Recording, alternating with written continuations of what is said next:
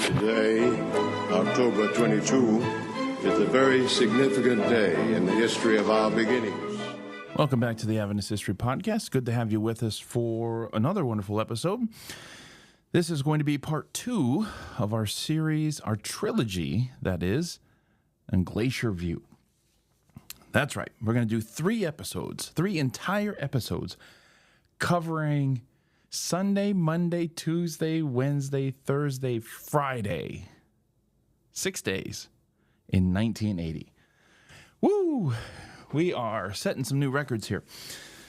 Before we dive into today's episode, I need to clear some things up because I've been hearing from some of you guys saying, oh, it's so sad the podcast is over. The podcast is not over.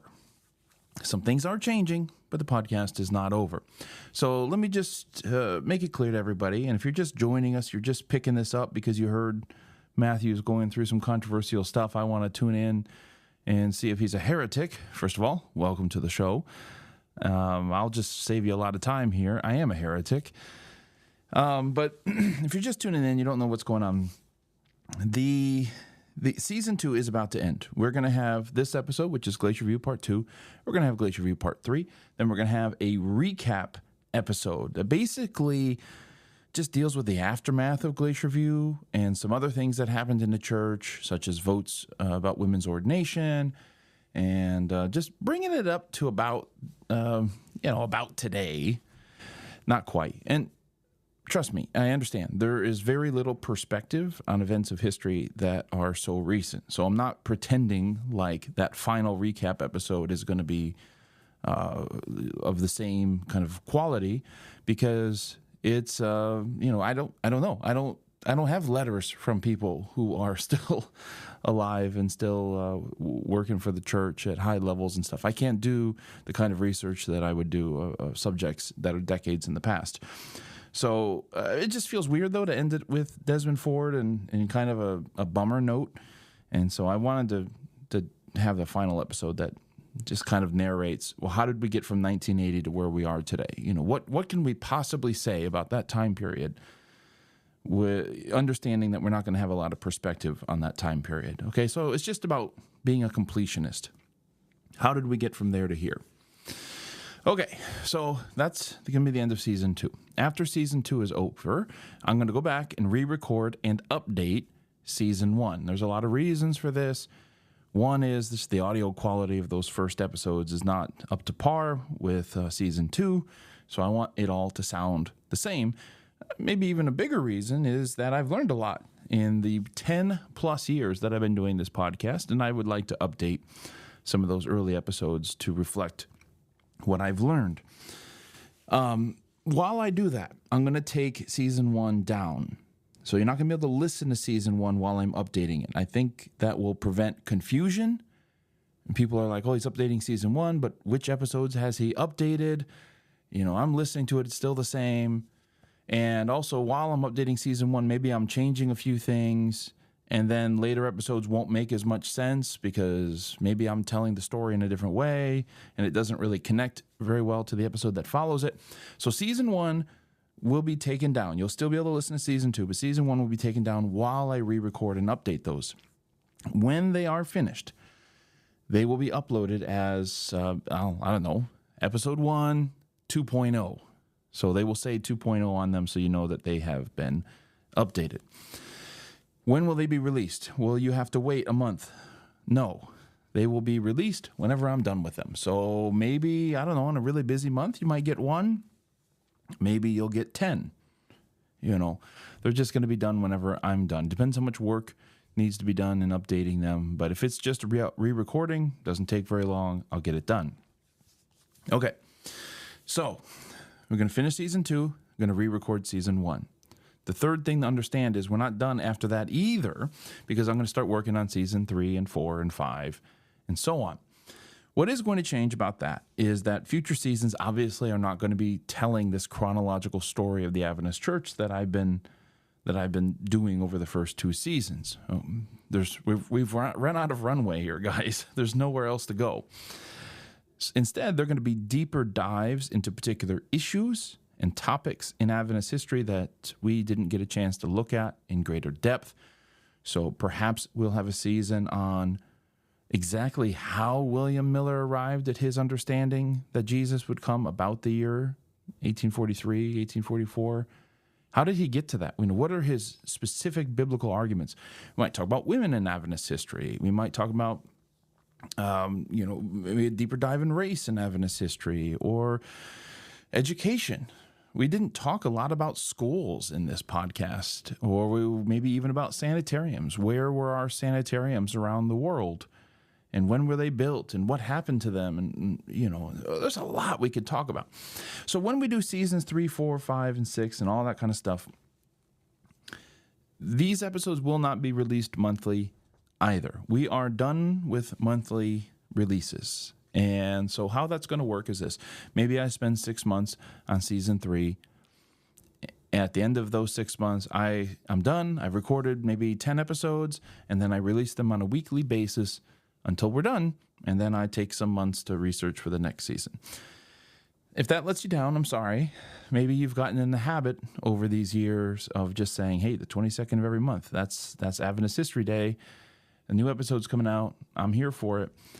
It is going to be a change of a routine. I'm that kind of person too, where my favorite podcasts, I know when they get released, and I'm excited when a new episode's coming out. So I'm sorry if that disappoints some folks. That's not my desire, but it is necessary because a monthly release schedule, it may not seem like a lot to you, but it is a lot of work that goes into getting these episodes out. And if I'm really going to do these deep dives into specific topics, then I need time. I need time to study this. There's been a number of episodes where I'm thinking, oh man, I wish I had more time with this episode, but I ran out of time. With seasons 3, 4, and 5, and so forth, without being anchored to a specific release schedule, I can take the time that I need to get it right so that I'm satisfied with it. And I think that's necessary when you're doing a deep dive.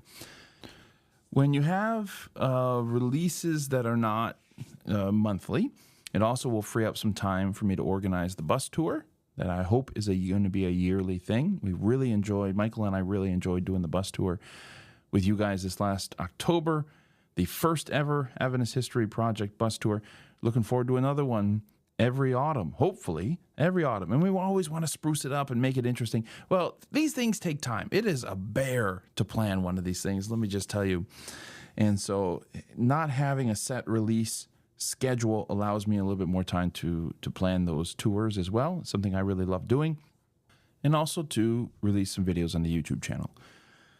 I am not giving up on the audio podcast, but I do want to invest more in our YouTube channel. I was preaching recently, and the lady came up to me and said, hey, I learned a lot about Adventist nudists. And of course, she's referring to a video I did on Adventist nudists. And I'm excited about that. I think there's a lot of Adventist history that needs to get on YouTube, and we got a lot of footage from our bus tour, and some of that's going to get turned into some videos on YouTube as well, and I'm excited about that. So, if you want, hit pause right now, go subscribe over on the YouTube channel so you won't miss the videos that are going to get released next year. The podcast is not ending, my friends. In fact, it is growing. Yes, that is the last bit of good news. The Adventist History Project is now been incorporated in the state of Illinois as a nonprofit. And that bit of bureaucracy will enable us to do some cool things in the future. So hang in there. There's a lot of great stuff that is coming down the pipeline for you. And I'm looking forward to it. I hope you are too. Okay. Last time in Glacier View Part 1, we talked about, we just covered Sunday and Monday of Glacier View. We talked about Neil's welcome of the Sanctuary Review Committee, welcoming them to Glacier View Ranch, outlining the schedule for them, and letting them know that Desmond Ford is not on trial here. His views are on trial, but not Desmond Ford. And then we dove into Monday and the study groups that met and the discussion they had and all of that. Today, we're going to be talking about Tuesday and Wednesday. And let's begin by following the tape recording of Tuesday. Now, I believe the tape begins late morning, would be my guess. Probably after the study groups had finished their study but just before lunch. That's my best guess. While the tape doesn't give us a precise time, at 2 points, Neil Wilson makes comments like, "Stay with us, we have a full afternoon," and "this afternoon, 2 hours from now." So that suggested to me that this is probably recorded in the late morning. The audio quality is also not ideal, and not every word can be heard. This usually wouldn't matter so much, except when you're trying to understand a tense exchange between Desmond Ford and Neil Wilson later that day. More on that in a bit.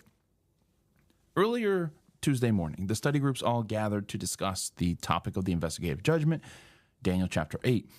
These questions concerned the linguistic and contextual relationships in Daniel 8. In other words, is Daniel 8 a nod to the Day of Atonement in Leviticus chapter 16? What does the Hebrew word nitzdak mean? That is Daniel 8:14 really saying the sanctuary will be cleansed? Because that's how nitzdak has been translated in some of the older translations like the King James. And of course, that's what many Adventists grew up on, is what many Adventist evangelists used. And so is that really what that Hebrew word means? Now, I don't think I need to remind you that this is a foundational theme in Adventism. Okay, William Miller mistakenly believed the sanctuary to be cleansed was the earth back in the early 1800s, and Adventist forebearers quickly came to believe that Daniel 8:14 referred to the cleansing of a heavenly, not an earthly sanctuary. Fine. And now Des openly disputes that the Hebrew word nitzdak means cleansed at all, which endangers the interpretive consensus around what can be considered the most foundational text, at least historically, in Adventism. Okay, so when William Miller says the sanctuary that's to be cleansed is the earth, Adventists, after the disappointment, right, this is the famous realization that where Miller erred was in thinking that the earth was going to be cleansed, when in reality it's talking about a heavenly sanctuary, and thus the investigative judgment has begun. That's what's been cleansed. And Des is coming around and saying, no, actually, both parties, both the Adventist pioneers and William Miller, misunderstand this Hebrew word. So there's a lot at stake in these discussions on Tuesday. The results of the survey that was conducted Sunday night were announced Tuesday morning as well. While 80% affirmed that the cleansing of the heavenly sanctuary began in 1844, it's telling that 20% either didn't agree or weren't sure. And that's 20% of the people coming into Glacier View. This is before Des had a chance to answer any questions. We're going to talk about that later on. He's not there persuading anybody of anything. 20% of the people arrived at Glacier View who either didn't agree or weren't sure that the cleansing of the heavenly sanctuary began in 1844. When it came to understanding why the sanctuary needed to be cleansed, there was even less agreement. 22% said the sanctuary needed to be cleansed because the little horn had polluted it. Another 22% said the sanctuary was polluted by the sins of the saints, and 49% said both the little horn and the sins of the saints had polluted the sanctuary, which is the all of the above answer you select if you aren't sure, and both answers look good. Now, the Glacier View survey is fascinating, not because of what it can tell us about the Adventist Church as a whole, but because of what it tells us about the church's leaders. When a question asks them to affirm a traditional Adventist view or not, a majority always affirms the Adventist view. When asked a question that calls for a specific, nuanced understanding of a topic, well, the leaders tend to reveal themselves to be more divided, just as in the two questions about the cleansing of the sanctuary. 80% believed the cleansing of the sanctuary began in 1844, which is a clear but not an inspiring majority, okay? When asked what the sanctuary is being cleansed from, that is a more specific question, they weren't sure at all. Was it the little horn? Was it the sins of the saints? Was it both? None of those answers cleared 50%.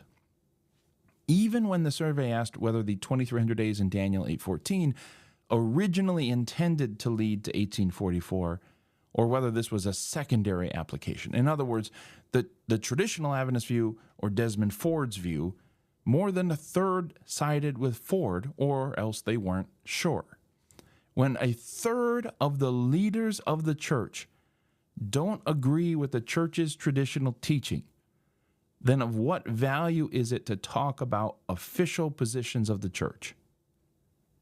That is a serious problem, and it is a problem that will linger long after Glacier View. Because how do you judge Desmond Ford for not being able to uphold a fundamental belief that, by the way, was just officially adopted 5 months ago, if potentially 20 to 30% of other church leaders don't agree with the church's traditional teaching or its official position either? This is a problem that is bigger than Des Ford if you are interested in seeing the quote-unquote official views of the church being taught, because clearly a large minority, a sizable minority of church leaders aren't agreeing with some of these official positions. And even when they do agree with the official positions of the church, when you ask them a more specific question, they aren't always sure how they arrived at that belief. Okay, now I know we're in the weeds here. We're not talking about Saturday as a Sabbath. We're not talking about the state of the dead. We're not talking about some of these things that I think if you quizzed the church leaders on this, you'd have high levels of agreement and deep levels of understanding. I think we're talking about, real minute stuff in Daniel 8:14. Minute stuff, but important stuff, because the pioneers all believed that 1844 was a hugely significant date. At least that first, second generation of pioneers did. That it was the aim of Bible prophecy to lead to that date, that something significant happened on that date. And when you ask some of these leaders, a good third of them at Glacier View, did Daniel 8:14 really point to 1844, or was it a secondary application? And I think it's like, hey, I know 1844 is the right answer. I don't know anything deeper than that about it. Primary, secondary application. And when you ask them, why did the sanctuary need to be cleansed? What does the Bible really teach in Daniel 8? Is it the sins of the saints? Is that what's being cleansed? Is that why it's being cleansed? Or is it the sins of the little horn? Is it evil? Is it wickedness? I don't know. And again, I'm not saying this as if somehow all the rest of us know, and how do these guys not know? These are deep questions about specific parts of the Bible. But it does reveal that among our leaders, whatever majority view, the 80%, the 70%, who said, yes, I believe this, it was a little hollow in terms of them understanding why they believe this. And I think if you were to press a little more, you'd find more diversity, more uncertainty on some of these topics. And again, I don't think you'd find that when you're talking about the Sabbath or some of these other issues. But I think what we can conclude from this is that it's not Desmond Ford's fault if people weren't preaching the investigative judgment in his day or in ours. It seems that there was, even without Ford, a rather hollow consensus, an uncertainty underneath the certainty. Church leaders didn't uniformly grasp the importance of these things, at least on a theological level. I think they understood the importance of 1844 in terms of connecting the present church with the past church, in terms of its value in uniting the church. But asking them to do exegesis in Daniel 8,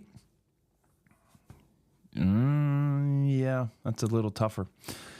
When I was pastoring, I joked that, this is kind of one of those tongue-in-cheek jokes, right? I joke that you'll still be disciplined or get in trouble for denying the sanctuary message, but don't ask anyone to explain what the sanctuary message is. They know it's important. They know it's somehow vital to who we are as Adventists, and they'll go after you if you publicly deny it. But don't ask those people who will go after you what it is, all right? Some will know what it is in some detail, but I think many of them just know it's important and it's a thing I got to defend.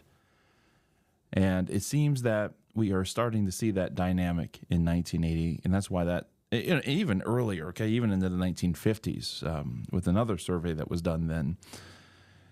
But it's something you didn't acknowledge publicly. And part of Glacier View, what Glacier View did was expose that, I think, to the public for the first time. And I don't know if everybody noticed it back then, but at the very least, it was revealed to church leaders themselves. You could not walk out of Glacier View if you're a church administrator without realizing,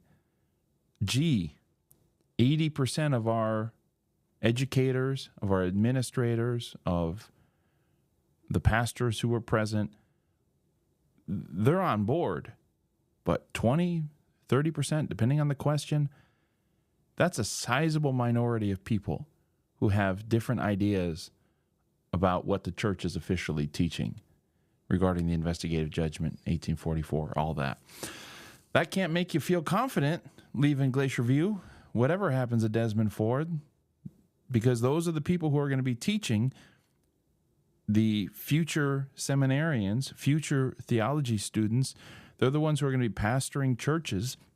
They're the ones who are going to be administering conferences. And, that's a lot of people who are not going to be gung-ho about certain aspects of what the church teaches. They're going to be soft on those issues. And that, perhaps more than Desmond Ford, is how we got to where we are today. Anyways, I digress. It is a relevant conversation, however, as it pertains to Glacier View, because if it was true, as Neil Wilson said on Sunday night, that Desmond Ford was not on trial, that only his views were on trial, then it begs the question, what does it mean when at least some of his views were shared by a third of his judges? Of course, we know the answer to this. First of all, just technicality. The Sanctuary Review Committee was not Desmond Ford's judges per se. Prexad would take care of that as soon as the Sanctuary Review Committee was no longer needed. As soon as Thursday ended, Prexad took over. But you get my point. And we see what happens in the aftermath. We'll get to that when we get to that. That a number of folks are fired. They lose their jobs. And his views were on trial, but only Desmond Ford sat in the dock here. Okay, back to the study groups. The study groups on Tuesday reflected the survey results, okay? 4 of the study groups reported that Nitstock should be translated as something other than cleansed. They usually opted for something like to make right or to restore, which is what most modern translations have done in Daniel 8:14. Okay, that's 4 of the study groups. There's 7 study groups. 4 of them say we should translate it with some word other than cleansed. Well, what's at stake here theologically? The concept of the investigative judgment is that ever since 1844, we're living in the antitypical Day of Atonement. The Day of Atonement was an ancient Israelite festival where the people in the sanctuary were cleansed. Daniel 8:14 alludes to the cleansing of the sanctuary, that is the Day of Atonement. Okay, this is how Adventists have understood this. Daniel 8:14 alluding to the cleansing sanctuary, that is the Day of Atonement, and it connects this cleansing of the heavenly sanctuary with a 2,300-year prophecy that terminates in 1844. In other words, that's when this cleansing of the sanctuary is going to commence. Ford had argued that Nitstock didn't allude to the Day of Atonement at all, right? The word cleansing is not there. Therefore, there's no allusion to the Day of Atonement. It was a mistranslation. Not only that, but the Day of Atonement language does not fit the context of Daniel 8 as a whole, okay? So what do we do with 1844? Des still rescued it, okay? He wasn't just throwing it out the window, but his solution to that problem was essentially to say that Daniel 8:14 didn't point to 1844 as a primary fulfillment. It was because Jesus didn't come in the first century, he had to delay his coming, and therefore we can now reinterpret Daniel 8:14 instead of 2,300 days. It's now 2,300 years. We can apply this year-day prophecy. So that 1844 is a contingency. It was not God's original plan, and it has nothing to do with the Day of Atonement whatsoever. After the groups had presented their reports, someone I believe to be Mario Veloso asked why the opinion of the committees on how to translate Nitzdaq even matters when, as he put it, only 9 or 10% of the people here know Hebrew. And then he asked, is it by faith that we are meant to interpret this word? Mario went on asking question after question after question until Neil responded in good humor, "You've gotten 3 questions in one." Mario instinctively immediately replied, "Now hold on," as if he was about to go on asking more questions, and the room erupted in laughter for a solid 10 to 15 seconds. Richard Howell made it clear that there was a word for cleansed in Hebrew, and it wasn't being used in Daniel 8:14. Neil acknowledged that it is troubling that the Adventist view requires such a minute Hebrew expertise over the meaning of words. Neil Wilson accepted that restored, or something like that, was the preferred translation. This doesn't mean that Wilson sided with Ford, of course. Richard Davidson, for example, has no problem with translating Nitzdaq as restored, although he thinks it also carries the meaning of cleansed. He thinks it's a bundle of meanings, and so he doesn't have any problem with translating it as something else, but he thinks it still contains that meaning of cleansed. From 5 to 6 o'clock in the afternoon, Ford had his chance to answer questions. This is where things get really interesting. The catalyst for things getting interesting was a question that Ted Heppenstall asked Des, his friend. And sadly, Heppenstall's question was not caught on the recording. Every great moment, I feel like I'm just missing, except for, some of what's about to come is very much on the recording, and I'm very happy for that. But we have some lacunae in there. We have some missing words. Anyways, okay, so from what we do have on tape and from the memory of others, I think we know Heppenstall was making the point that if Daniel 8:14 does not point to 1844, then what reason do we have to be an Adventist? Or as I believe he put it, we don't have any foundation. Specifically, could Des not see the investigative judgment in Daniel 7? Gillian Ford noted that Heppenstall's comments in public were similar to what he had said to Des in private on Monday. In other words, there's a couple different ways to read this situation to understand what Heppenstall is doing, and I very much look forward to Gil Valentine's book on Heppenstall whenever that is going to be done, because I suspect he's had more time to look into this, and he can give us a good read on what Heppenstall was trying to do here. It could very well be that Heppenstall's question to Des in private on Monday, that Hep was thinking, hey, I've already had this conversation with Des. I know how he's going to answer this question. Let me give him a little softball question. When you ask, if Daniel 8:14 doesn't point to 1844, then what reason do we have to be Adventists? I mean, that's potentially a softball question that Des should be able to say, there are many great reasons to be Adventists, biblical reasons to be Adventists. And it was a way of positioning Des to make a faith-affirming statement in front of everybody.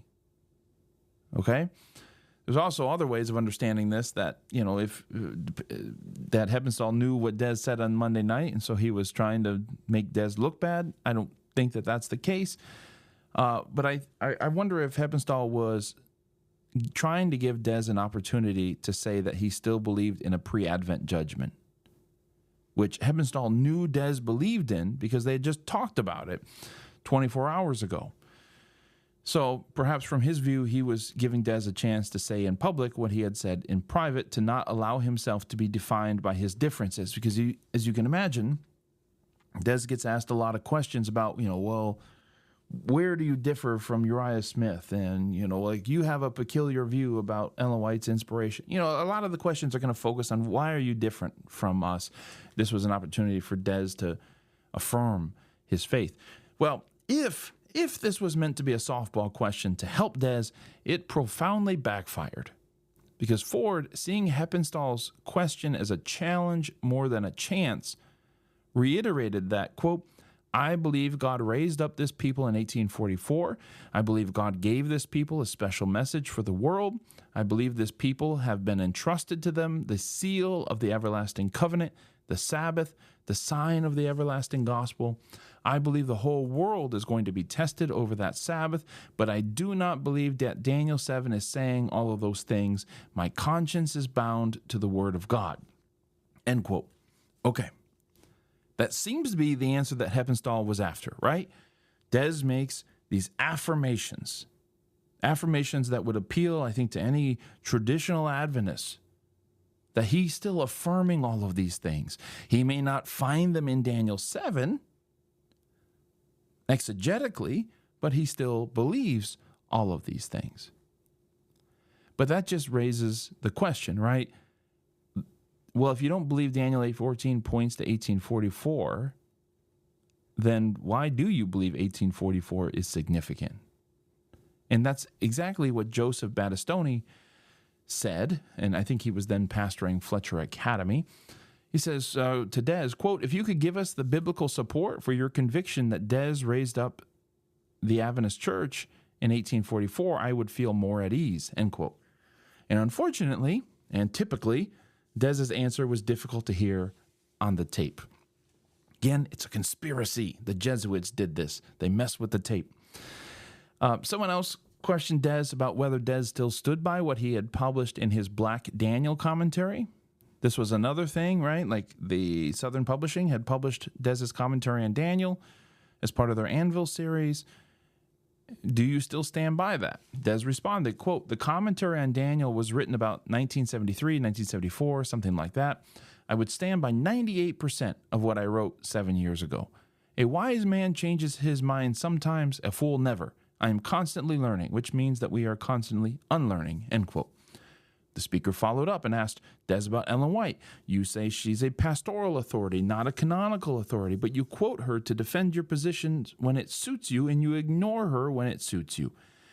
Des fielded that question gamely too. Quote, I believe God spoke through Ellen White. He gave her visions and dreams. The church would have shipwrecked if it weren't for Ellen White.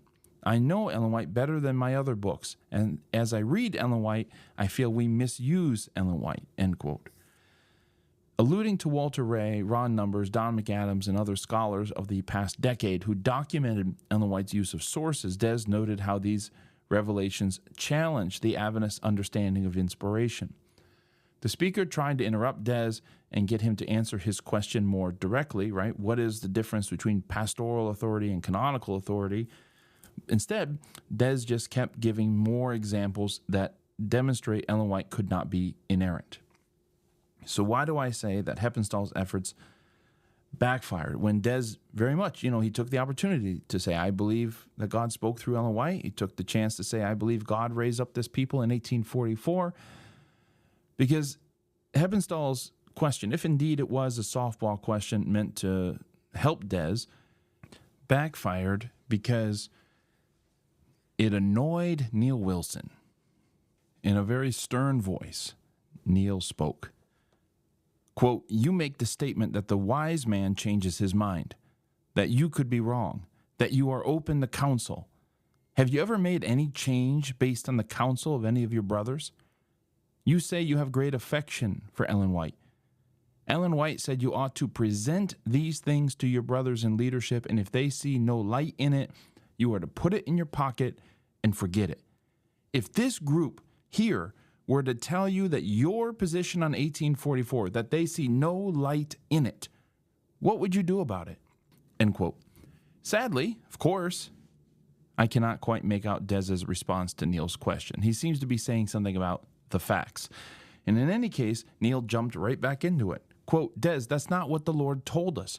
You see, this is where you're going to find your biggest problem, Des. You are not listening to any of your brethren. You want them to listen to you, but you never listen to them. You are making no accommodation in your thinking, your plans, your viewpoints, your theology on the basis of any counsel from any of your brethren, end quote. Neil and Des then began talking over each other, making it difficult, even impossible, to make out what was being said, and Neil ended up speaking again. Quote, If you believe in Ellen White as fervently, perhaps he's saying firmly, as you state, if these brethren of yours here tell you that there is no light in what you are saying, Des, you'd better then practice what you've been telling us we ought to do and what you say you preach, and that is you'd better put it in your pocket and you'd better say, I probably was wrong, end quote. Ford responds by saying, Elder Wilson, I have no wish, but then it's hard to tell what he says after that. But he ends by saying none whatever. He does add that, quote, that manuscript was written at the behest of the General Conference, end quote. Neil again, quote, Des, my heart is burdened over this. It really is. And a lot of my brothers here know it. A lot of my brothers know and understand that a few of us have put ourselves in a very difficult position with a lot of people in this church to try and, I was going to say save, but that isn't the word that I really wanted, to somehow be redemptive in this whole situation.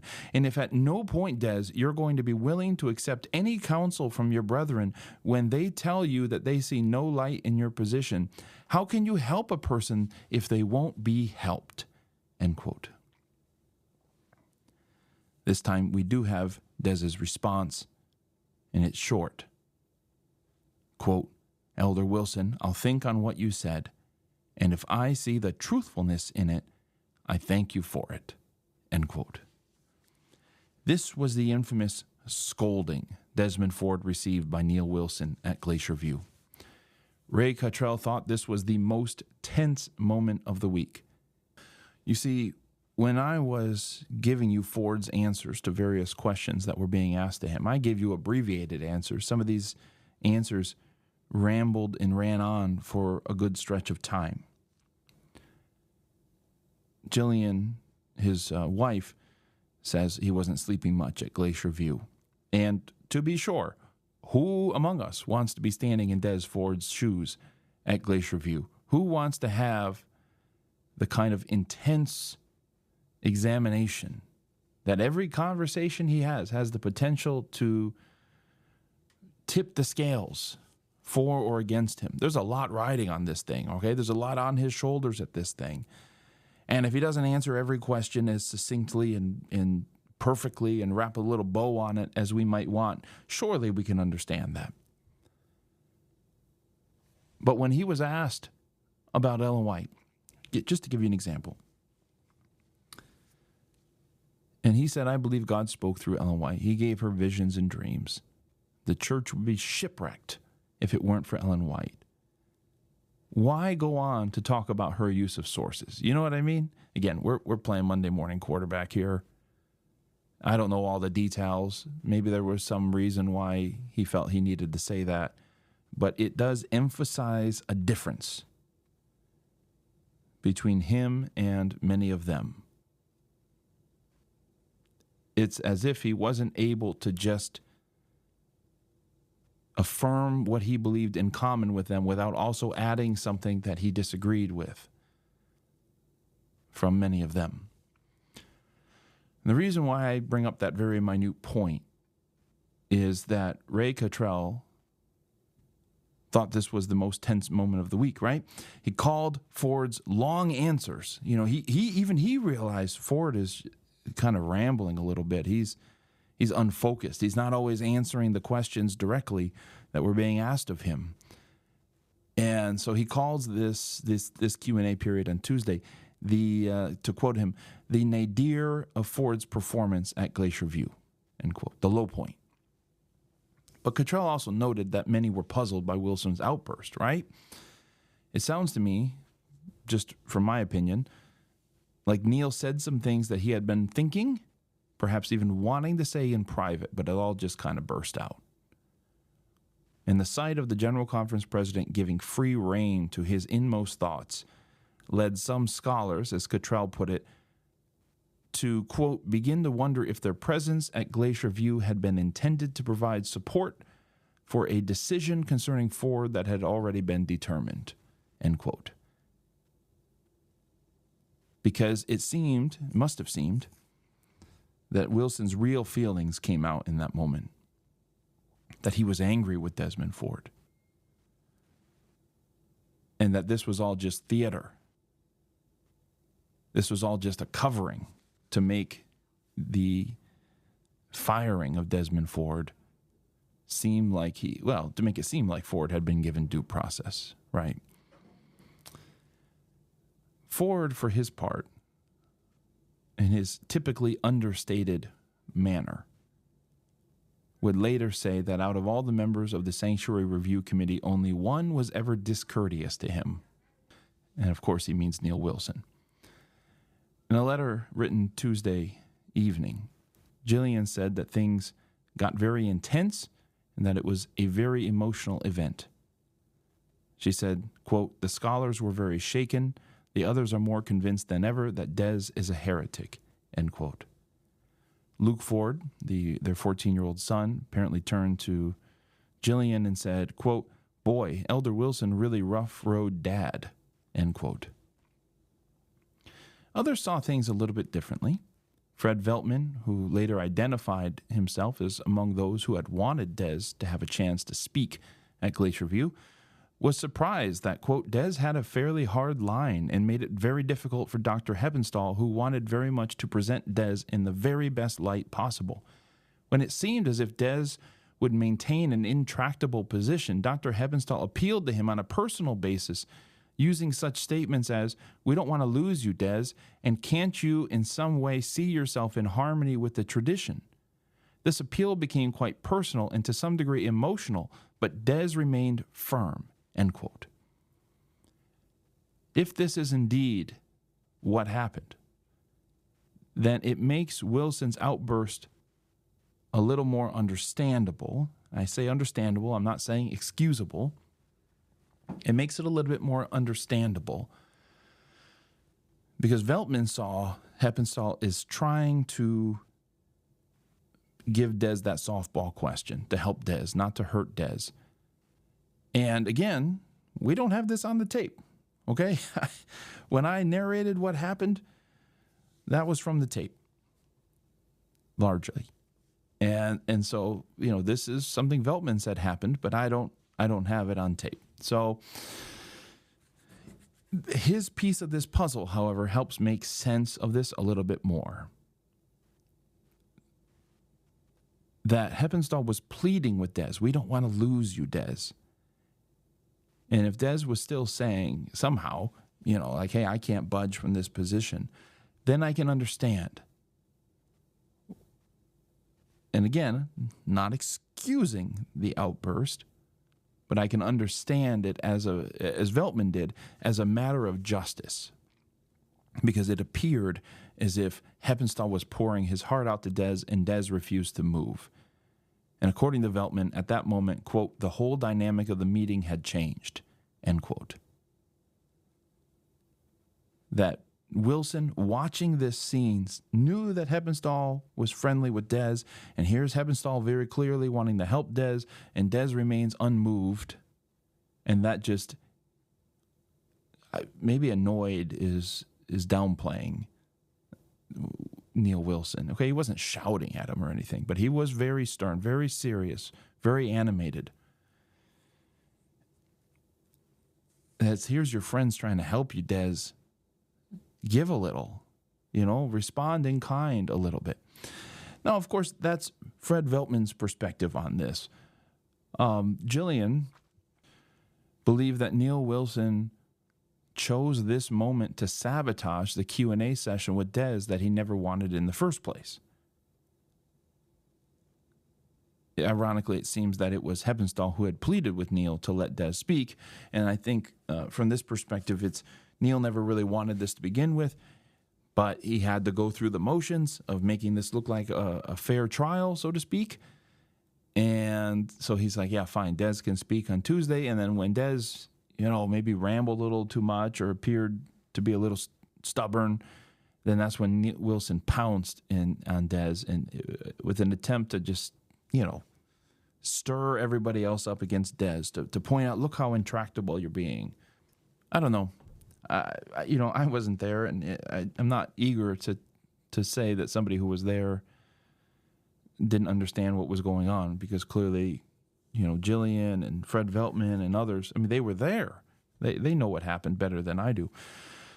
But I don't know that Wilson's outburst was a premeditated act of sabotage. It sounded to me, in my own humble opinion, that this was something that maybe he had thought and in an injudicious moment erupted. A General Conference president is expected to keep their cool, right? Well, Bert Holoviak, who was supposed to present his paper Monday before being bumped to Tuesday to make room for Gerhard Hasel on Monday, well, he was bumped again to Wednesday in order to make room for Fritz Guy's paper on Tuesday. Guy presented a paper on the importance of the sanctuary in Adventist theology, right from the start after the Great Disappointment.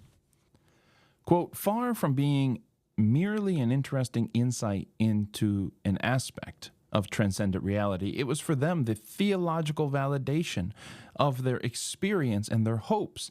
It was the means by which these Adventists could come to terms with their unfulfilled expectations, in which they had invested both their financial resources and their religious identity, indeed the very meaning of their lives, end quote.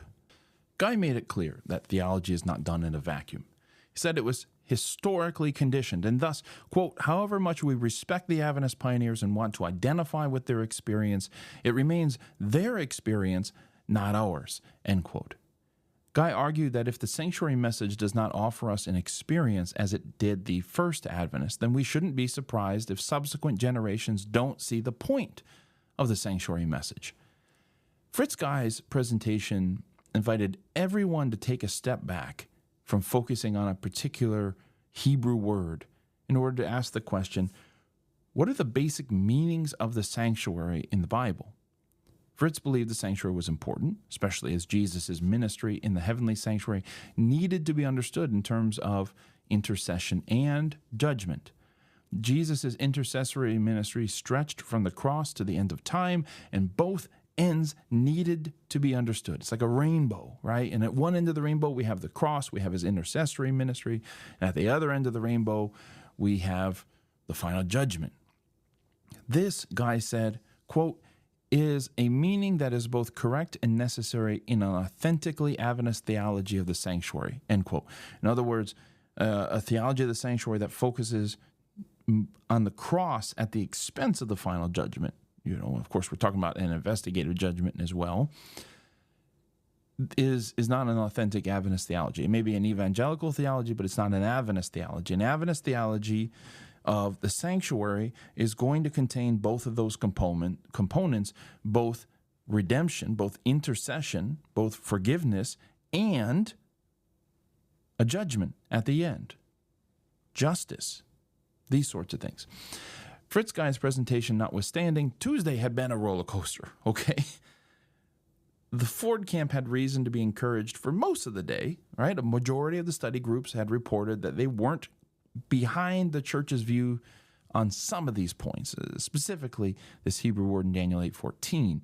Some of Ford's friends allowed themselves to feel hopeful that the church could change.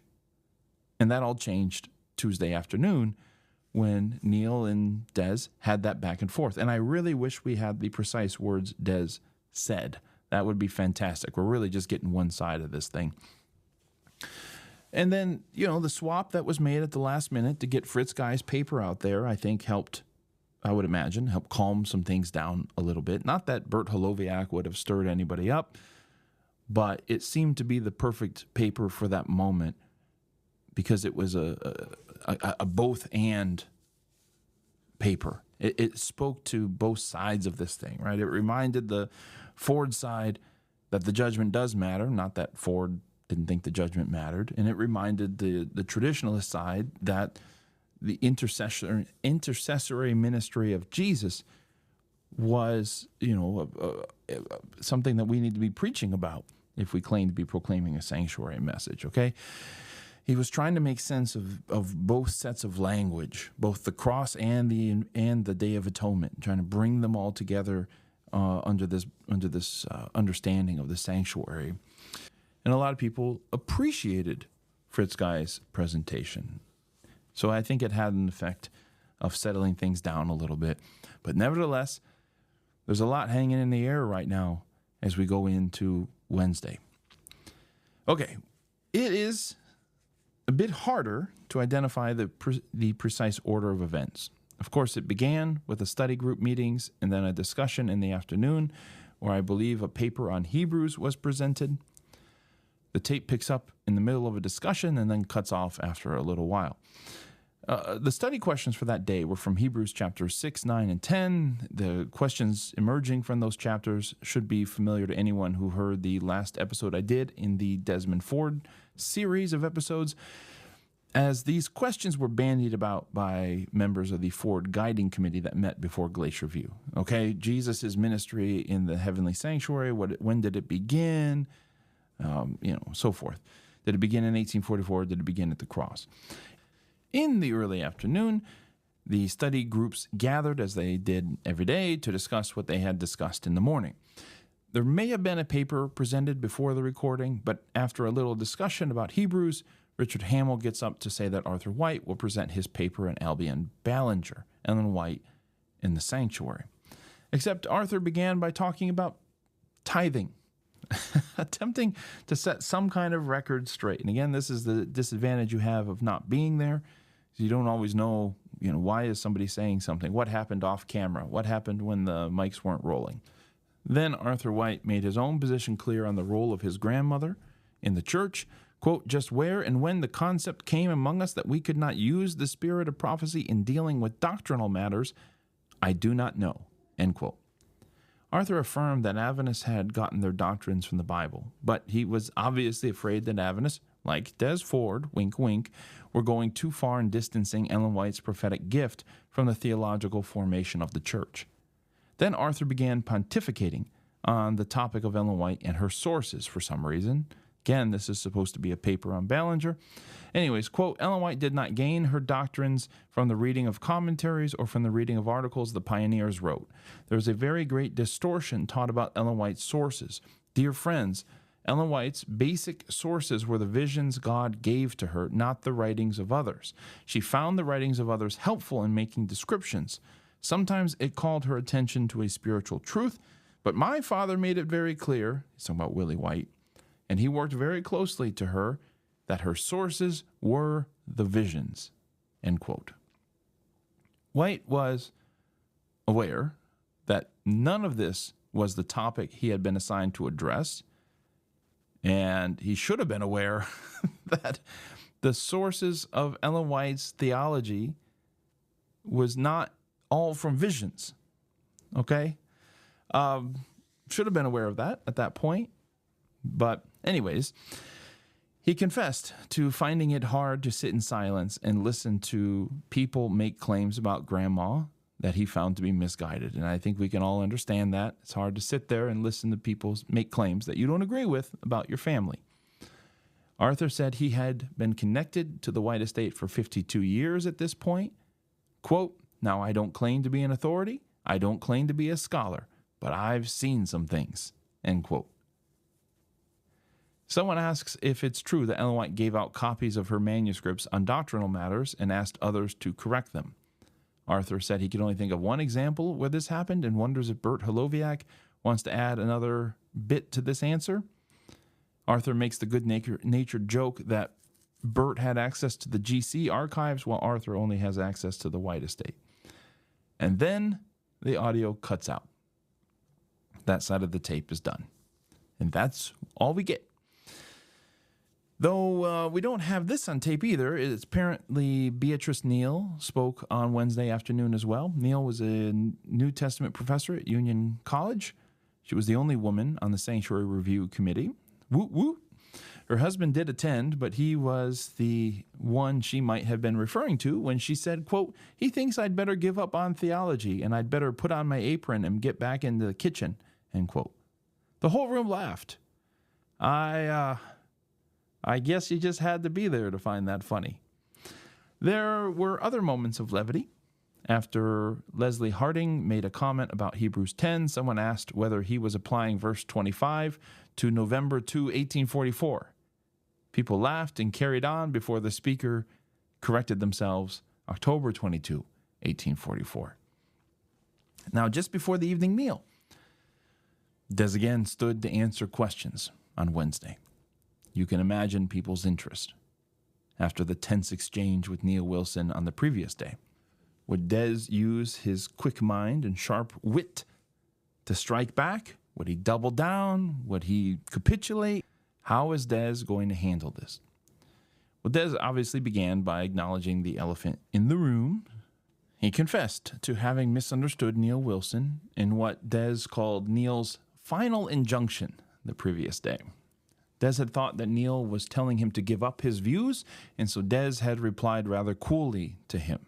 And again, it's another example, I think, of Des misunderstanding the people that he was answering questions from or talking to on Tuesday. And again, maybe that's a lack of sleep thing, maybe it's a stress thing, but it seems that he was not in sync with his audience on Tuesday. And he's acknowledging it here, at least as far as Neil Wilson is concerned. Upon reflection, Des says that he now realized that Neil was only asking him to be prepared to keep quiet on the issue if the brethren saw no light in it. In other words, if we get out of Glacier View and we say, Des, we don't agree with you, are you going to keep it to yourself, or are you going to continue on teaching what you think is true? He would have responded, he said, very differently if he had known that that's what Neil was saying, more affirmatively. Of course, in correcting one misunderstanding, he had walked into another, as we will see. To be clear, Des said he had no wish to crusade on this issue. He didn't want his views of the investigative judgment to define him, which is rather, unfortunately, ironic, as this is how many Adventists remember him today. Rather, quote, the everlasting gospel to me is the most important of all doctrines. On that I love to preach. When I preach any other doctrine, it is only to reveal the everlasting gospel, end quote. Des also said that he longed for the insights of the brethren. And when I heard that, I thought, this may sound like Des is humbling himself before church leaders, right? Like, teach me. I long for your wisdom. But it contains a sharp point. And that was my first take on this. And Desmond Ford confirmed that Des said that this was tongue-in-cheek. Des wanted others to study the sanctuary enough to offer him serious solutions to the problems he had identified, rather than just taking pot shots at his solutions. This was a constant claim that he made through the Ford Guiding Committee months, that he was writing this manuscript to be studied for Glacier View, and he wasn't getting enough feedback from people who had jobs and lives, and for some reason either were unwilling or unable to devote the time necessary to critique his manuscript.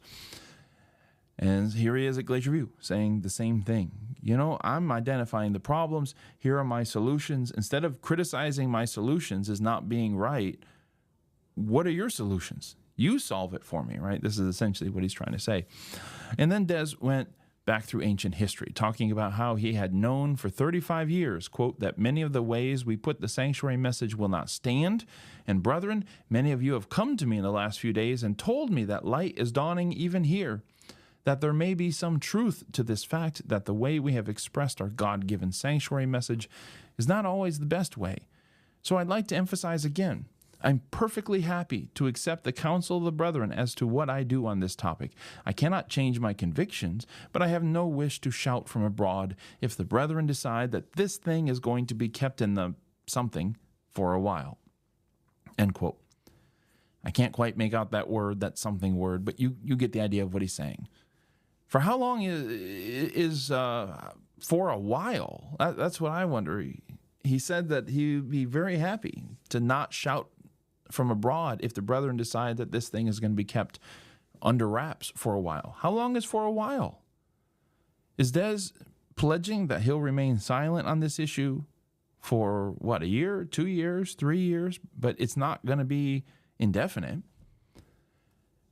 Later on in his statement, Des hints at our study not being complete, which suggests that what he wanted above all was for the church to see the problem that he was pointing out and to take over the search for a solution, as long as they are, of course, committed to finding a biblical solution based on sound exegetical principles. Des was more than happy to keep the lid on talking or writing about the judgment, so long as the church was working on the problem. But I think it begs the question, what if the church decides not to work on the problem? Des also responded to the insinuation that he lacked pastoral care when handling his views. And that's kind of a euphemism. I don't know if that's the right way of putting it. That, that ministers should not air dirty laundry. That if you really care about the church, you'll protect the church. And so by making his presentation on October 27, 1979, and airing what he saw as the evidence against the traditional Adventist understanding of sanctuary, that Des was not exercising pastoral care. He wasn't showing concern for the faith of various church members, we'll put it like that. And so he responds to this. And he mentioned that he turned down opportunities to speak about his views on the judgment, nor does he think his commentary on Daniel detracts, as he puts it, from the special message of this church in the last days. And he admits, quote, "I have tried to defend the Adventist tradition on the sanctuary. I have published hundreds of pages by our presses on the topic over the period of 22 years. End quote. Even in the classroom, Des says, he doesn't deal with the problems in the depth that he did in his Glacier View manuscript. What is Des saying? He's saying, I have pastoral care. I have good judgment. I could have agitated on this an awful lot, and I didn't because I was concerned that people would take the problems that I'm pointing out and it would hurt their faith, and I don't want to do that. So he's saying, I really do have pastoral care. You don't see it in what I've done. You see it in what I have refused to do, what I've refused to say, and that I've been a good soldier. I've tried my best to defend the sanctuary message. And finally, Des told the Sanctuary Review Committee that he has received job offers from organizations outside the church, and if he took one of them, he wouldn't have to work 18 hours a day as he has done for the Adventist Church for years. Des had worked for the church, he said, ever since he left a newspaper office in the mid-1940s, and that, as he put it, this is where I want to be. Quote, I will not go against conscience in order to procure that, but I do not believe my brethren will ask me to go against conscience. End quote. Now, Neil Wilson heartily appreciated Des's words here. Spectrum's report had Neil Wilson saying, quote, the statement Des just made brings great rejoicing to me. I believe it is an answer to prayer, end quote. But the Glacier View recording didn't capture Neil saying that. I'm not saying he didn't say it, but it didn't capture him saying that. What Neil does say on the recording is, quote, Des, I accept your statement at full value, end quote. It's not quite as enthusiastic a response as the Spectrum article makes it sound. And this may be the first and only time in history that Spectrum makes a member of the Wilson family sound better than they actually were in real life. Anyways, I'm not going to go into that. On the recordings, Neil follows up that statement that he accepts Des's statement at full value. He follows that up with a stern warning that while the church allows for different opinions and doesn't want to be anyone's conscience, however, quote, that freedom, that's my word, that freedom also carries an enormous sacred responsibility, and we cannot take light of this because this church gives latitude for individual personal interpretations.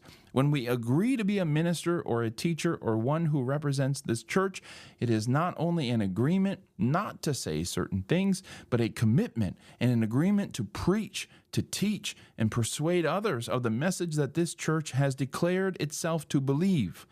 And we cannot remain silent on points. I think that ought to be clear. I cannot plead the Fifth Amendment on positions of clear doctrine that this church has committed itself under God's guidance to carry to the world. My concern is not, Des, is not that you only remain silent on certain things, but that you declare and with conviction the truths and messages that this church has indicated that it has to carry to the world. End quote. So perhaps Des thought he was conceding something here by saying, look, if the Sanctuary Review Committee of Prexad, whatever, asks me to be silent on this issue, I will be silent on this issue for a while. And Neil is saying silence is not good enough.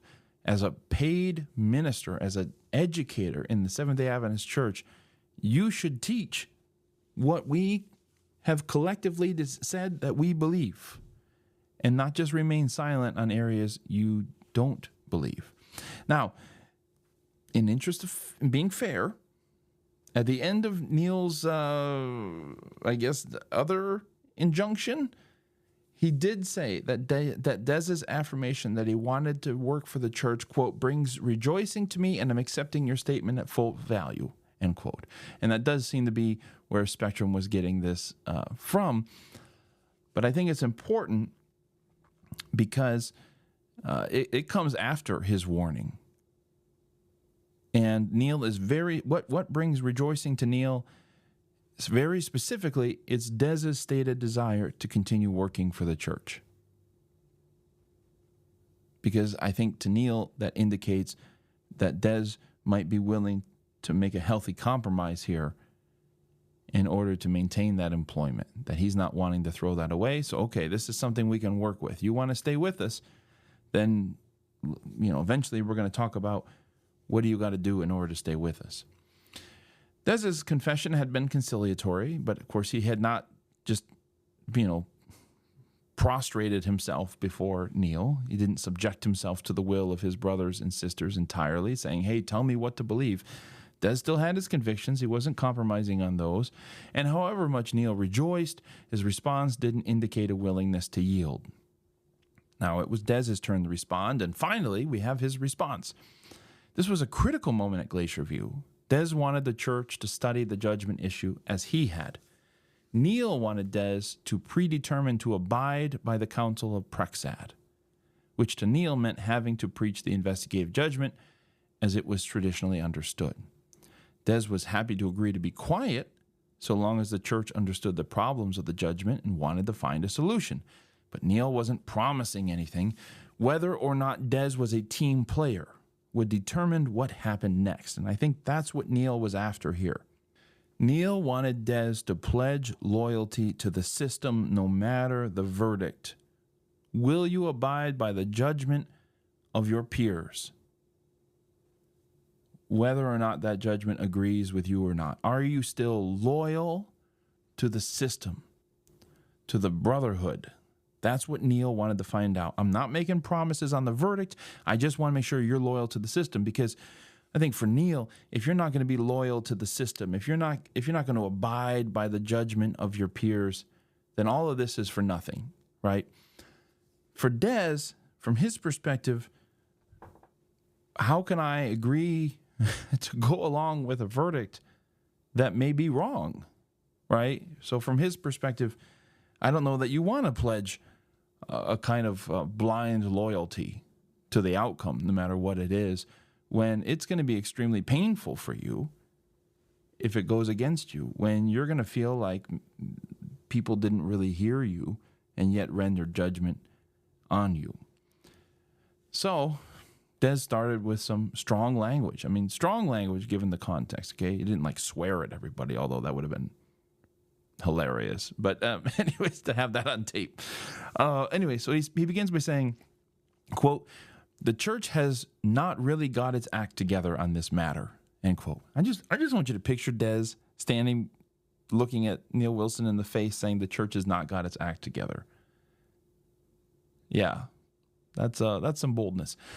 He goes on, quote, and that has become very apparent the last few days. For the past few days, there were expressed positions that are very different, very, very different from the majority of our published statements, end quote. The question of preaching the traditional understanding of the investigative judgment was nonsense to Dez.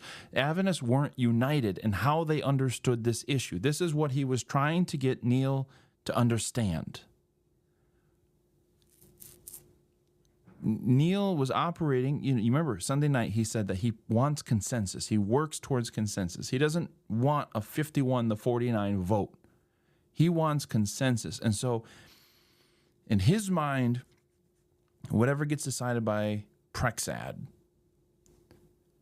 is going to be the final judgment. And that decision by Prexad represents, I guess, that consensus.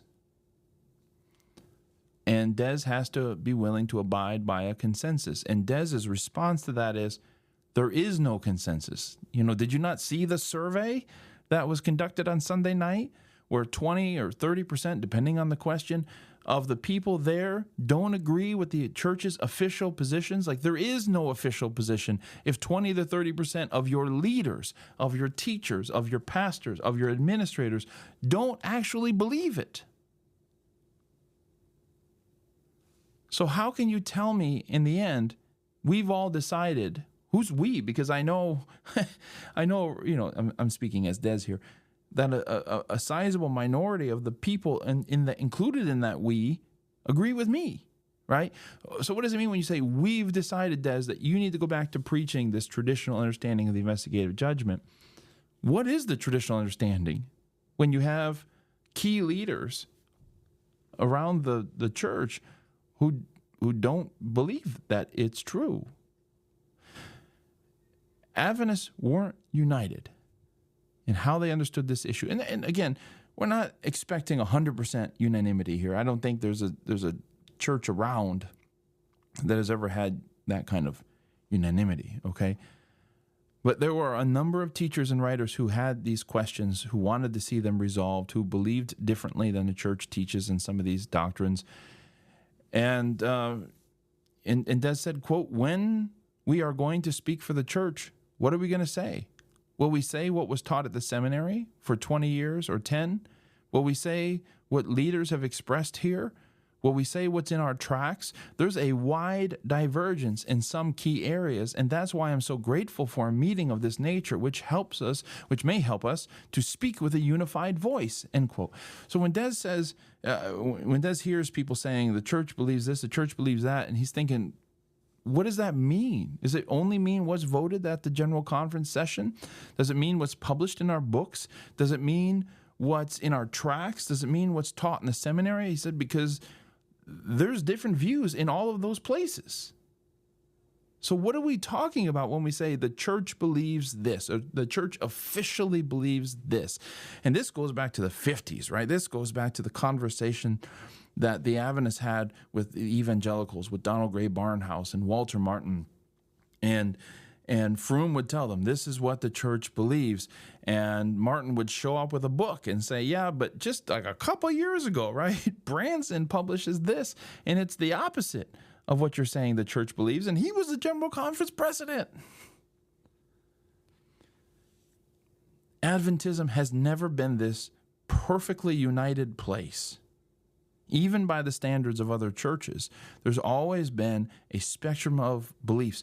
And for a good long time now, and I know this because I've bought these books, right? You can find Southern Publishing Association, Review, Pacific Press, publishing books on various ways of understanding perfection and whether or not there's going to be a final generation that needs to be perfect, whatever we mean by that. You can find different views on perfection. You can find different views on how we are saved. You can find different views on last-day events among Adventist writers published by the same Adventist publishers. And so what's the official view here, right? Des also offered a reason why he presented his paper on the problems with the investigative judgment in October 27. And I think this is a question a lot of people wanted to know the answer to. Because if you had that pastoral care, why, you're proud of the fact that you didn't mention it at this place and you didn't mention it at this place, even though you were asked to talk about it. Why did you talk about it then and there? As Des put it, what changed was that Brinsmead's book, 1844 Re-Examined, came out in the summer of 1979. And Des figured, as he put it, quote, the tiger is out of the bag, end quote. Here in the States, we say the cat is out of the bag, but I like the tiger is out of the bag. I don't know why a tiger would be in a bag any more than a cat would be in a bag. And I guess a tiger is a kind of cat. Anyways, the problem was with the judgment, as Des saw it, we're now out in the open because of Brinsmead. Quote, I felt he was not safe in completely suggesting an answer, but he was fairly accurate in listing the problems, end quote. In other words, the book came out. Des says, all right, Brinsmead has highlighted the problems with the judgment. I don't like his answers, but he's right about what the problems are. He's outlined them fairly well. And now that this is out in the open, let's talk about it, because Adventists are going to read Brinsmead's book, and they're going to say, wow, what do we do now? And Des wanted to, say, all right, let's start having this conversation that we need to have and work towards a resolution. Perhaps instead of ignoring, that Brinsmead ever said anything, we can't sweep it back under the rug. The tiger is out of the bag. Now, Des thought he could then address the problems without being accused of starting something, because Brinsmead started it. Des is just working towards a resolution of it. Des did take responsibility for the fact that he outlined those problems so forcefully in his presentation that many people wouldn't hear his solution in the second half of his presentation on October 27th. Now, in hindsight, I think we could probably persuade Des of other reasons why that speech was a mistake. I think, for starters, it's different when somebody outside the church raises problems versus somebody inside the church. It's different when someone who's being paid by the church raises those problems than somebody who's not being paid by the church. But that's all water under the bridge at this point. Jim Londa spoke up to say that he thought that what he called the series of unfortunate circumstances that led to Des's PUC talk illustrates the need for the church to meet consistently to deal with problems. And various people said amen to that. And I think Londa's perspective here is well taken, because he's basically saying we're fixating on what Des did on October 27th and making this presentation at PUC. Maybe we should also be focused on how did we let this get so far that Des gives this presentation and finds himself in hot water. How would we as thought leaders, as administrators in the church, just kind of ignore the problems that Des had been raising, the problems that many other scholars shared, and the problems that Brinsmead made public? It's because we ignored them for so long that we find ourselves in this position. So instead of, purely looking at Des and saying, look what he did, maybe we should ask, why does this process as church leaders not intervene earlier to try and prevent these things from growing and growing and growing, right? As Londa put it, and I'm going to closely paraphrase him here, quote, "This way, a Brinsmead or whoever wants to start publishing can't pull the rug out from under us. In this way, we could diffuse explosive situations. This dialogue is healthy. It's helpful. It creates unity and trust. And if that's the one thing that comes out of this meeting, then we will have taken a giant step in unity," end quote. Unity, see, he's speaking Neil Wilson's language there. Spoiler alert, unity and trust is not the one thing that emerges from Glacier View. But I understand what he's saying. And I think it was a really relevant point to raise at that point, because it's not only true with Brinsmead, right? We've just kind of let this go on for so long that it bears rotten fruit. It could also be said when it came to the Walter Ray and the discussion of Adventist use of sources, because Walter Ray was another person like Des Ford who was trying to get people's attention to listen to him and found it hard to do until he, like Des, about exactly a year after Des, makes a public statement and finds himself in hot water. And of course, Londa doesn't know what Walter Ray is about to do in a few months, but the same thing applies there. It's like there's something about this process that we ignore and we ignore and we ignore and we ignore and we ignore, and then the thing blows up, and then we can't ignore it, and then we rush to resolve it as expediently as possible. He's saying, I think that process is broken. And I'm reading into what he's saying an awful lot. He didn't say all of that, but I'm extrapolating from that. Now, we could debate whether Des should have given that October 27th talk that ultimately led to Glacier View, but Lon just points out that it shouldn't take Des getting mired in controversy before the church is ready to listen. By his own admission, Des had been wrestling with these issues for decades, not as a troublemaker, but as a sincere scholar trying to make sense of the investigative judgment. Why did it take so long for scholars and administrators to gather to hear him out and try and solve these problems? And it's a fair question. And you may sit there and think, well, why should one individual's demand to be heard necessitate the church clearing out space and time for that person to be heard? Like, how would church leaders ever get anything done, right? But the reality is that these concerns were known and shared by more people than just Desmond Ford. But there was no space, there was no opportunity for them to get together and say, oh yeah, you see things this way too. Let's get together and talk about this and study it. Let's get all of our church scholars together because this is a serious issue. This is not about Desmond Ford's personal, quirky views that he wants everyone else to hear, okay? As a pastor or elder in a local church, there's always somebody who thinks they have the truth that the conference, that the division, that the general conference needs to hear. And oftentimes, it's a little wacky, okay? This is not one of those things. This is a sincere Bible scholar who has come to some exegetical problems, to some historical problems, and he needs help sorting them out. And the Problems in Daniel Committee that met in the 60s ostensibly was to help untangle some of this, not because of Ford, but because of other people raising this issue. And church leadership at that time, as Neil Wilson admitted on Sunday night, was not terribly interested in seeing that process all the way through. The reports were never released. It just kind of ended. It petered out. And it was like, I guess we're done now. It didn't really get anywhere. There was really no enthusiasm on behalf of the church to see it through. And it makes you wonder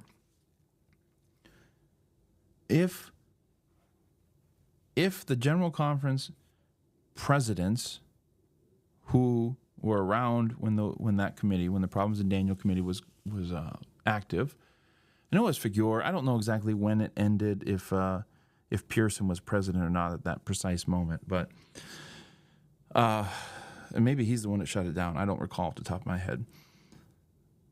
But if those General Conference presidents had seen the value of it, had said, they're solving a problem that may come back to haunt us in the future, let's give them whatever they need to sort this out, would we even be having this conversation about Glacier View and Desmond Ford? How would that have changed the trajectory of the Seventh-day Adventist Church? We don't have the answer to that, but it could have saved, potentially, a lot of problems. And in my feeble imagination, I learned a new phrase the other day to say that, I'm not the brightest bulb. It's the wheel is spinning, but the hamster's dead. Okay?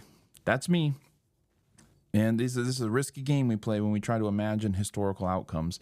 But I can imagine if that committee had sincerely wrestled with things and found some helpful ways of understanding the judgment and all these sort of things, maybe they found a better biblical foundation for it or whatnot. I can imagine more positive outcomes than negative ones for how that would have impacted Adventist history.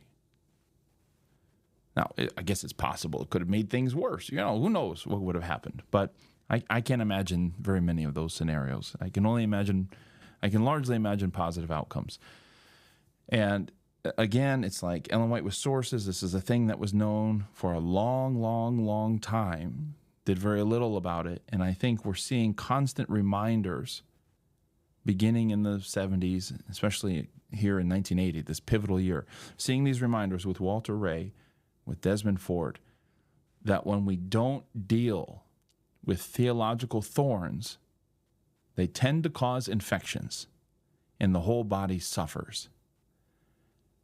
And we need to be more proactive about solving these things, about identifying problems, not taking every person's pet theory seriously, and taking up valuable bandwidth from our scholars, but being more proactive about seeing things that need to be addressed before they become bigger things. All right, well, with all that said, Jim Londas did have a question for Ford. And I'm reasonably sure it's Jim Londas, who asked him, what do you mean by saying Ellen White has pastoral authority, not doctrinal authority? What is pastoral authority? And again, this sounds exactly like the question we had on Tuesday, right? And this is why when I say I think it was Jim Londas, I've read some reports that Bob Olson asked a very similar question. Maybe that was him on Tuesday. I don't know. It sounds like multiple people asked this very question of what does Des mean when he says that Ellen White had pastoral authority, not canonical authority or whatever. Does that mean Ellen White is just around to teach us how to pray and pat us on the head, and keep us going? Is that what a pastor does? Anyways, Des agreed that Ellen White had teaching authority, but that she should never be used for the basis of doctrine. And as an example, Des credited Ellen White with helping him understand 2 Thessalonians 2, that no biblical commentary could help explain to him back when he was in Manchester doing his second doctorate. Fred Veltman understood Des as saying that Ellen White could have a doctrinal authority so long as her writings are not used to establish a church doctrine. And all of this, I think, is just very clumsy. What is a pastoral authority? What is a doctrinal authority that can't be used to establish church doctrine? I think we need to cut through the weeds and speak plainly. And again, maybe you all understand what they're saying, and I'm the dense one. As I said, the wheel is spinning, but the hamster's dead. Des is trying to explain how Ellen White can still be used by God and be given a prophetic gift, even though she is wrong about some things, even though she borrowed from other writers. Saying that Ellen White functions as a kind of inspired pastor was Des's solution in his October 27 presentation. But of course, it brings with it a lot of questions. What does that even mean? In the exchange with Londas, Des hints that he would be open for a better word to describe Ellen White's role. He really wasn't hung up on using the word pastoral authority. He was only trying to find a way of explaining that her role was non-canonical. That is, she isn't an additional book of the Bible. We don't look at her the same way we look at the Bible, which is, of course, how many Adventists used her, and I'm sure that stopped happening, right? With apologies to Des, I certainly don't want to speak for him, but I think the distinction he's trying to get at is to think of Ellen White as a theological authority, but not a doctrinal authority. At least that's how I would put it. That is, she can be a reliable source of theology. She can teach us about God, but that theology is not the basis of Adventist doctrine. Only biblical theology is the basis of Adventist doctrine. And by doctrine, in this case, I'm referring to, we'll call them essential theological beliefs to which the community of believers must adhere, right? It forms the identity, the basis for our community. Keith Parmenter, Australasian Division President, affirmed his friendship with Des in a question and, parroting Neil Wilson, urged Des to, quote, listen to and accept our counsel, lay your views aside, end quote. Like Wilson, Parmenter told Des that silence was not enough. And I don't know why Parmenter rose to say the exact same things Neil Wilson had just said earlier, but it didn't add anything, as far as I can tell, to the conversation, except to signal that he stood shoulder to shoulder with the General Conference president. Perhaps realizing that he didn't actually ask a question during Q&A time, Parmenter rather lamely threw one out, quote, is there any shift in your position, end quote, from your Black Daniel commentary to this Glacier View manuscript, which Des managed to answer very succinctly, no. Or perhaps the question wasn't as lame as I said that it was, for it supported the storyline that Des doesn't change, doesn't listen to others, won't change. After dinner, Bert Holoviak read a paper about the days of Albion Ballinger at the turn of the 20th century. Talked about him or mentioned him earlier. Bert worked in the General Conference's Archive, Statistics, and Research Department, which he would later run, while his wife Mary was Richard Hamill's administrative assistant. So the whole Holoviak family were at Battle Creek, including their 13-year-old daughter Kendra, 10-year-old son Brent, who were the only children present besides Luke Ford. Kendra remembered it as a family vacation for us because the adults were tied up in the meetings and they had the entire camp at Glacier View Ranch to themselves. On one occasion, the three children were splashing around in the pool while Bill Shea was apparently working on his tan. Kendra suspected that he was skipping a meeting because no other adults were wandering about. Bill recognized the Holoviak kids, but pointed to the oldest boy and asked, "Who are you?" Luke Ford replied, quote, "I'm the son of the man you're going to burn at the stake," end quote. Holoviac's paper was called Pioneers, Pantheists, and Progressives, which I love the alliteration, A.F. Ballinger and Divergent Paths to the Sanctuary. His paper examined three camps of Adventists in the 1890s to the turn of the 20th century, around that time.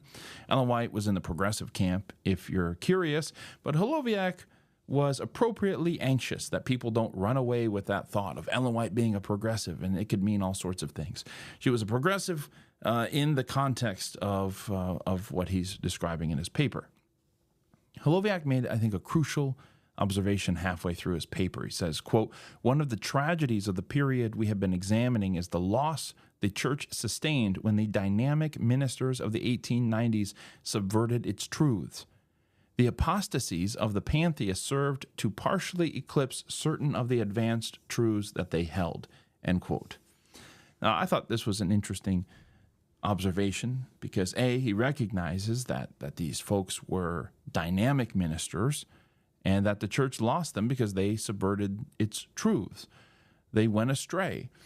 But he follows that up with this idea that even though the pantheists apostatized, they left the faith, the Adventist faith, well, it served to partially eclipse certain of the advanced truths that they held. In other words, the pantheists weren't all wrong. And the problem is, when they did what they did to leave the church, however they left the church, what happened was that advanced truths that he describes kind of got left by the wayside. It kind of got discredited because of who had believed them. And so he's warning of a couple of different dangers here that I think is very prescient. A, we need to be mindful of the loss of our dynamic ministers, okay? And you have to be thinking about Des Ford just sitting there. He's a very dynamic minister. And we should be mindful of this. Like, it does not help the church when its dynamic ministers are lost. He calls it a tragedy. But he also notes how there's a tendency of the church in getting rid of these apostatizing heretics in their midst, is they tend to throw the baby out with the bathwater. These people are not all wrong. They're not all wrong. And I wonder if, what's going through Bert Holoviac's mind when he says something like this, that it hurts the church in two ways. A, they're deprived of these dynamic ministers. They're deprived of their gifts. And B, the church is deprived of the actual truths that those people held before they left or were kicked out or whatever, because now they're associated with that person. And, we don't want to do that because so-and-so believed that, and they were a pantheist, right? So, anyways, things to think about if you're sitting there at Glacier View. And even today, it's an excellent eye-opening paper that I think is well worth your time. After Bert Holoviac's paper, Roy Adams made a presentation based on his doctoral work on the sanctuary. Adams's dissertation, completed the same month as Glacier View, I mean, talk about timing, traced the sanctuary theology of Uriah Smith, Albion Ballinger, and M.L. Andreasen. The Great Dane is back, baby. I believe he presented an abbreviated version of his dissertation at Glacier View because at least one witness notes that he only casually mentioned M.L. Andreasen, so it's not like he divided it up into three equal parts. But maybe we should just have him on the podcast sometime and ask him what he presented. Ever since he's been publishing books defending the sanctuary, you can find Roy Adams's books, the Adventist Book Center, if you're interested. Summing up Wednesday. Well, it was a better day than Tuesday. Can we all agree to that?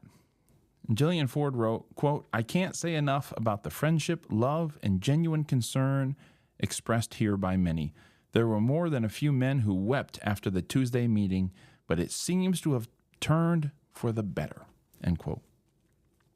Well, there would be more weeping to come, as she understands, perhaps more than anybody else alive.